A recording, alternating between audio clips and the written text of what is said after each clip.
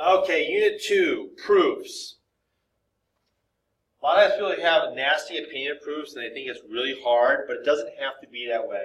In fact, right now what we're going to be doing is just doing what you already know how to do and just justifying every step with a definition. That's all. It's basically like saying, if someone came up to you and said, solve this. 2x plus 4 equals 10. What would you do? You'd minus 4 from both sides. What if somebody said, wait a minute, why? How can you just do that? What would you say?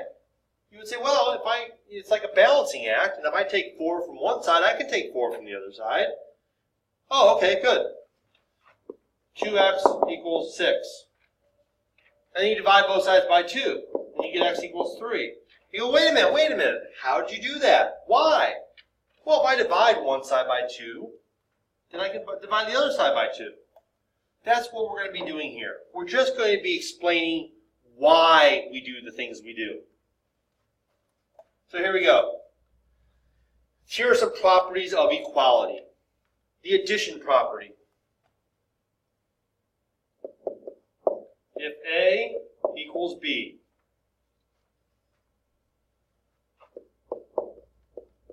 then A plus C equals B plus C. Okay? So in other words, if I have two things that are equal, and I add something to one side, and I add something to the other side, that's justification. Hence, when I just added 4 to both sides, or maybe I subtracted, I don't remember anymore, that was a long time ago. But it's okay, because let's say, once again, you don't have to write this down, 2x plus 4 equals 10. Let's make it negative 4. Well, here's my A, and here's my B. A equals B. And all I'm going to do is say, well, I'm going to add 4 to this side. I'm going to add 4 to this side. Well, what I did was I did A plus 4 equals B plus 4. It's the same thing. It's what you've been doing for years through algebra, pre-algebra and algebra. You add the same number to both sides. It's okay. That's called the addition property. The subtraction property works the same way. If A equals B, so one side equals the other, then A minus B equals B, A minus C equals B minus C. And that's the first problem I did do. I had 4 on both sides, and I subtracted 4. And that's okay. That's the subtraction property.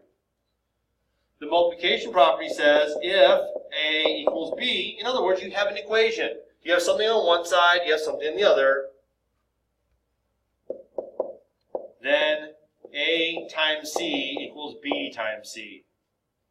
So, if we had a problem like x over 2 equals 5, what do? How do you solve that? Everybody knows. You multiply this side by 2 to cancel. But if you do it to one side, you must do it to the other. Bam. X equals 10. Well, I multiplied A times 2, I multiplied B times 2. That was my C. Once again, you know how to do this. We're just giving names to it. And the division property works a very similar way. If A equals B, then A divided by C is the same as B divided by C. As long as I do the same thing to both sides, I'm fine. And that's all all these 4 are saying. What you've been doing for years.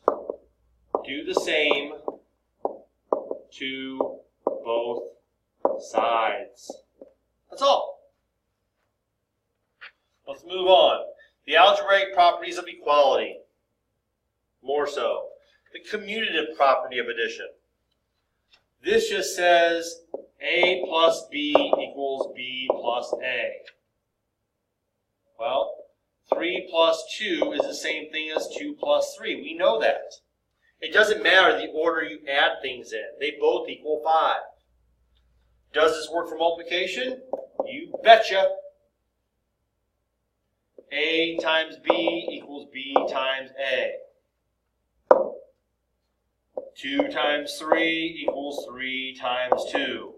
It makes no difference. They're both 6. multiplication, addition, order does not matter. Unlike subtraction and division, where the order does matter.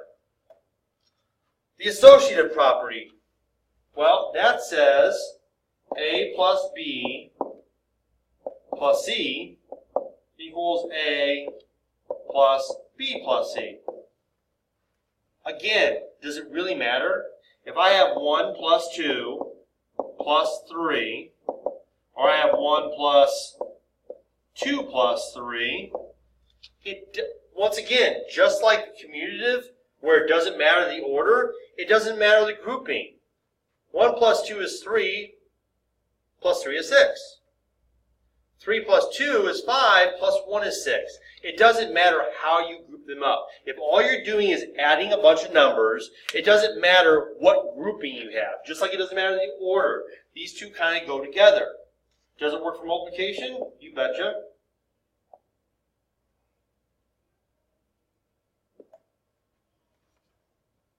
A times B, if you do that first and then multiply by C, is the same as doing B times C first. So once again, if I had 2 times 3 times 4, that's the same thing as doing 2, I don't know why I just did that, 2 times 3 times 4. Well, if I do the parentheses first, 2 times 3 is 6, times 4 is 24. On the other side, if I do 4 times 3 first, you get 12, times 2 is 24. It still works out because the order doesn't matter and neither does the grouping. Okay, the distributive property. You've been doing this for years. A times B plus C equals AB plus AC.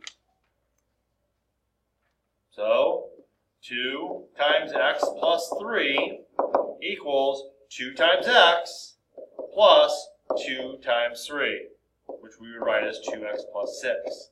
You've been doing distributive property since middle school. We're just giving, we always had the name for it also. Okay, algebraic properties of congruence.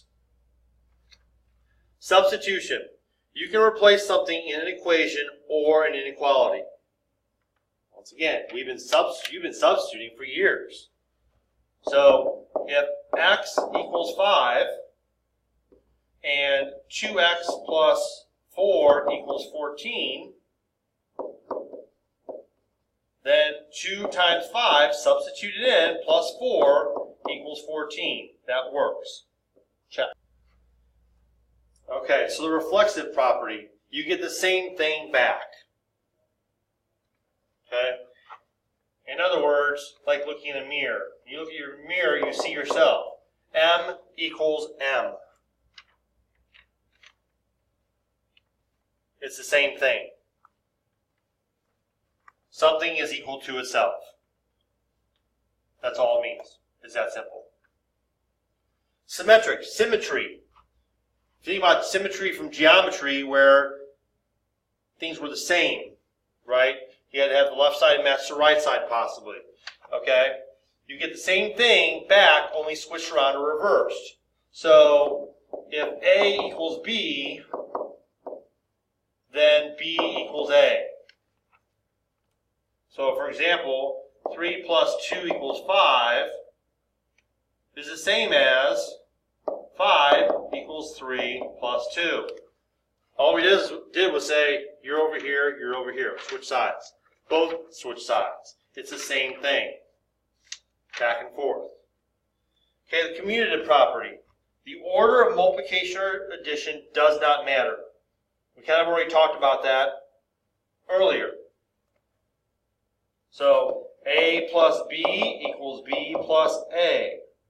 A times B equals B times A.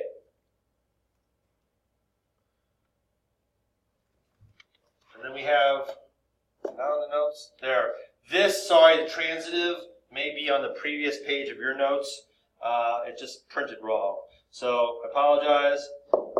If AB equals CD and CD equals EF,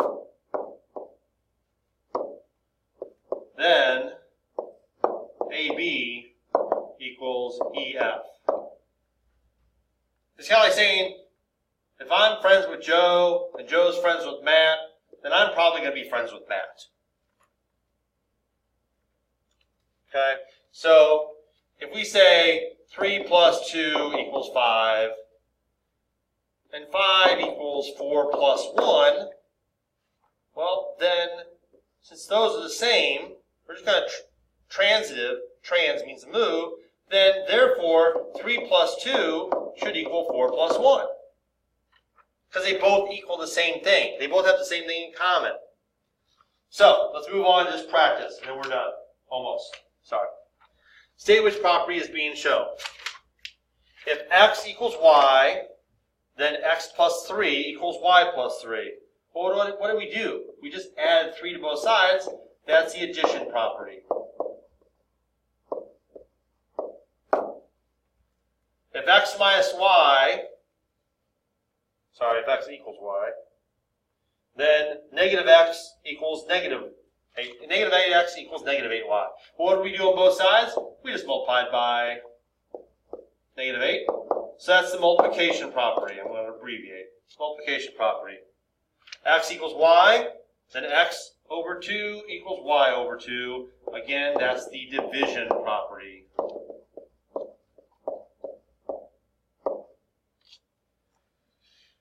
If 5 times 3, then 5 times 3. Well, it's the same thing, so that's just reflexive. Like when you look at your reflection in the mirror, it's you. It's a reflexive property. X plus y is the same as y plus x. That's a commutative property. The order doesn't matter.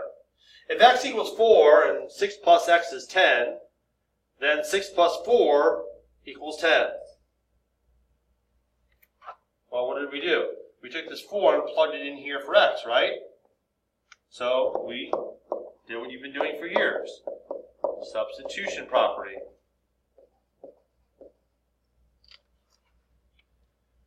And then number 7, if 3 times x plus 2, then 3x plus 6. Well, what did we do?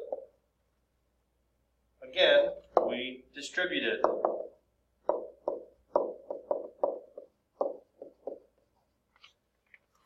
Okay, I apologize. This should be on the next page, so I'm just going to move it. Where to go? Oh, no, it's not. They're just kind of printed skew. So we'll just make this longer. This should be up here. They should be even, but that's no big deal. We can work with this. Okay, proof. Given that 2x minus 3 equals 9, prove that x is 6. Again, you've been doing this since middle school. Okay? But instead of doing this,